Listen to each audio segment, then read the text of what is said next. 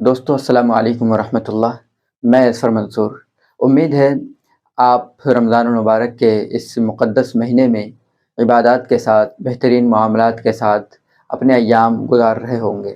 آج کی اس ویڈیو میں ہم استاد گرامی قدر جناب مولانا ڈاکٹر فرمان صاحب ندوی حفظہ اللہ کا ایک بیان نشر کرنا چاہ رہے ہیں، جس میں آپ قرآن مجید کے موضوع پر نہایت مختصر وقت میں کشا بیان محسوس کریں گے۔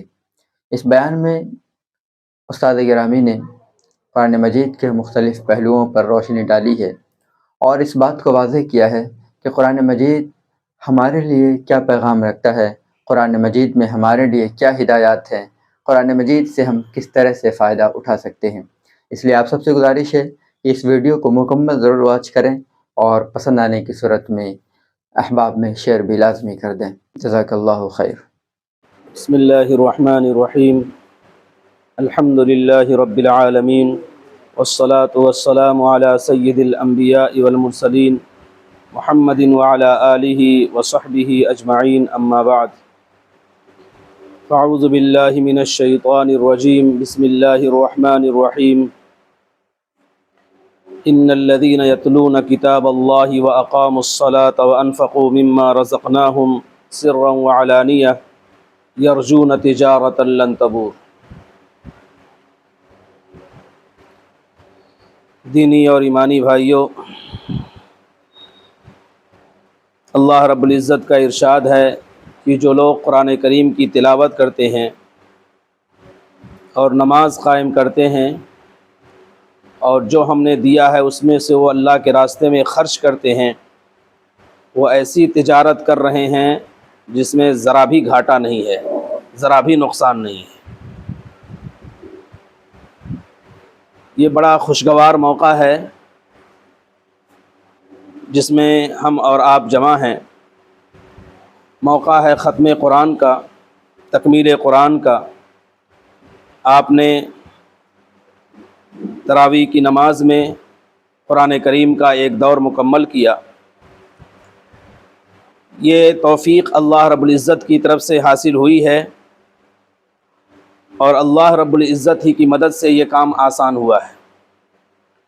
انسان کے بس میں نہیں ہے، اس کی طاقت میں نہیں ہے کہ وہ کام کر سکے جس کی وہ کوشش کرتا ہے یا جس کی وہ تمنا رکھتا ہے۔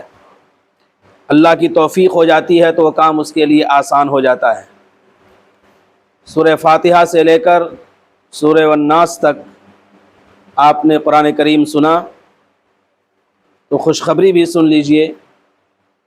اللہ کے رسول صلی اللہ علیہ وسلم نے فرمایا کہ انسان جب قرآن کریم پڑھتا ہے تو اللہ تعالیٰ ہر حرف پر 10 نیکی عطا فرماتے ہیں، اور رمضان میں تو اللہ تعالیٰ 700 گنا کر دیتے ہیں۔ اس طرح سے ہر حرف کو 700 گنا کے ذریعے سے اگر آپ کاؤنٹ کریں تو کتنے لاکھ اور کتنے کروڑ نیکیاں ہو گئیں جو آپ کے نامہ اعمال میں جمع ہو گئی ہیں۔ یہ بڑی خوشی کی بات ہے اور بڑی مسرت کی بات ہے۔ اس خوشی پر آپ جتنا نازا رہیں، جتنا فخر کریں، یہ اللہ تعالیٰ کی طرف سے انعام ہے جس کا تذکرہ بھی ہوتے رہنا چاہیے۔ حدیث پاک میں آیا ہے کہ لوگوں قرآن کریم پڑھو، اس کی تلاوت کرو، کیونکہ یہ قیامت کے دن تمہارے لیے سفارش کرے گا۔ اور جس مبارک مہینے میں ہم اور آپ ہیں، رمضان المبارک کا مہینہ، یہ خود سفارشی ہوگا ہمارے لیے، اور قرآن کریم جو ہم نے پڑھا یہ خود ہمارے لیے سفارش کرے گا۔ حدیث پاک میں ہے کہ الصیام والقرآن یشفعان، کہ رمضان اور قرآن دونوں سفارشی ہوں گے۔ رمضان کہے گا کہ اس نے، اے اللہ تیری رضا کی خاطر اس نے دن میں اپنے آپ کو بھوکا اور پیاسا رکھا، میری سفارش اس کے حق میں قبول فرما۔ اور قرآن کہے گا کہ اللہ تیری رضا کی خاطر یہ تراویح میں اس نے قرآن سنا اور کھڑا رہا، اس کے پیر میں تکلیف تھی، پیروں میں درد تھا، لیکن اس کے باوجود بھی تیری رضا کی خاطر یہ کھڑا رہا، میری سفارش اس کے حق میں قبول فرما۔ اور قرآن یہ ہمارے لیے حجت ہے۔ حجت ہونے کا مطلب یہی ہے کہ ہمارے لیے سفارش کرے گا، ہمارے لیے دلیل ہوگا، اور ہمارے خلاف بھی یہ قرآن حجت ہو جائے گا اس وقت جب ہم اس قرآن کریم کے آداب کو اور اس کے شرائط کو اور اس کے ضروری ضوابط پر عمل نہیں کریں گے۔ تو یہ اللہ رب العزت کی طرف سے یہ موقع ملا ہے، اس موقع کو آپ غنیمت جانیے۔ نیکیاں بہت جمع ہو گئی ہیں، لیکن نیکیاں جس طرح سے حاصل ہوتی ہیں اسی طرح سے ضائع بھی ہو جاتی ہیں، حبط بھی ہو جاتی ہیں۔ قرآن کریم میں آیا ہے کہ دیکھو تمہیں احساس تک نہیں ہوگا لیکن نیکیاں ختم ہو جائیں گی۔ بہت سی شکلیں ہیں نیکیوں کے حبط ہونے کی اور ضائع ہونے کی، اکارت ہونے کی۔ انہی میں سے ایک یہ ہے کہ انسان کسی کی غیبت کرے، کسی کی برائی کرے، تو قیامت کے دن یہ ہوگا کہ جس کی برائی کی ہے اس کو اس کی نیکیاں دے دی جائیں گی۔ کیا حاصل ہوا؟ ہم نے محنت سے نیکیاں کمائی اور نیکیاں ہمارے نام اعمال سے غائب ہو گئی۔ تو اب جس طرح سے ہم نے نیکیاں رمضان کے مہینے میں حاصل کی ہیں اور الحمدللہ ثم الحمدللہ نیکیاں بڑی مقدار میں اور بڑی تعداد میں حاصل کی ہیں، تو ان نیکیوں کو بچانے کی بھی کوشش کریں۔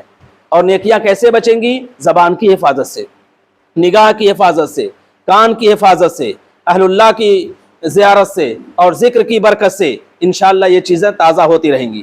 لہٰذا علماء اور اہل اللہ اور بزرگوں کی زیارت اور ذکر کی دولت، ان نعمتوں سے اپنے آپ کو سرشار کیجئے، تو انشاءاللہ ثم انشاءاللہ زندگی صحیح رخ پر ہوگی اور اللہ رب العزت کی طرف سے خیر کے فیصلے ہوں گے۔ اس وقت میں قرآن کریم کے چند حقوق بیان کرنا چاہتا ہوں۔ سب سے پہلا حق قرآن کریم کا ہے کہ انسان اس پر ایمان لائے۔ اللہ رب العزت کی یہ کتاب ہے، اس نے لوگوں کی ہدایت کے لیے، رہنمائی کے لیے بھیجا ہے تاکہ اس کے ذریعے سے لوگ اپنی زندگی کو صحیح کریں اور اپنی حیات کو بہتر بنائیں۔ ایمان لانا۔ دوسرا اس کا حق یہ ہے کہ اس کا احترام کیا جائے، اس کی عظمت کو دل میں بسایا جائے اور اس کے پلکوں میں سجایا جائے اور اس کے احترام کو ظاہری طور پر بھی بڑھتا جائے، یہ دوسرا حق ہے۔ اور تیسرا حق اس کا یہ ہے کہ اس کی تلاوت کی جائے، روزانہ تلاوت کا ایسا معمول ہو کہ کوئی دن اور کوئی رات اس کی تلاوت سے خالی نہ ہو۔ اور اس کا چوتھا حق یہ ہے کہ اس کو سمجھنے کی کوشش کی جائے، خاص طور سے سورہ فاتحہ یا چھوٹی چھوٹی صورتیں جو ہم نماز میں پڑھتے ہیں، اگر ہم نے صرف الفاظ یاد کر لیے تب بھی اس کا ثواب ہے، لیکن کوشش یہ ہو، رسول پاک صلی اللہ علیہ وسلم کا ارشاد بھی ہے کہ قرآن کریم کو سمجھنے کی بھی کوشش کرنی چاہیے۔ قرآن خود کہتا ہے کہ یہ لوگ قرآن میں غور نہیں کرتے یا ان کے دلوں پر تالے لگ گئے ہیں۔ تو ضرورت ہے کہ ہم سورہ فاتحہ ہو، سورہ ناس ہو، سورہ فلق ہو، سورہ اخلاص ہو، سورہ مسد ہو، سورہ نصر ہو، ان تمام صورتیں جو چھوٹی چھوٹی ہیں ہم نماز میں پڑھتے ہیں ان کو سمجھنے کی بھی کوشش کریں۔ اب سمجھنے کی کوشش کریں گے تو پھر عمل کا جذبہ پیدا ہوگا۔ تو اس کے بعد کا حق یہ ہے کہ عمل کرنے کی کوشش کریں، اور ایک آخری حق یہ ہے کہ دوسروں تک پہنچائیں، بچوں تک پہنچائیں، گھر والوں تک پہنچائیں، اپنے برادران وطن تک پہنچائیں کہ دیکھو یہ قرآن میں یہ بات آئی ہے۔ تو یہ حقوق ہیں جو ہمارے لیے ضروری ہیں۔ یہ مبارک محفل ہے، اللہ تعالیٰ قرآن کی اس برکت سے ان تمام حقوق پر ہمیں عمل کرنے کی توفیق عطا فرمائے۔ وآخر دعوانا ان الحمد للہ رب العالمین۔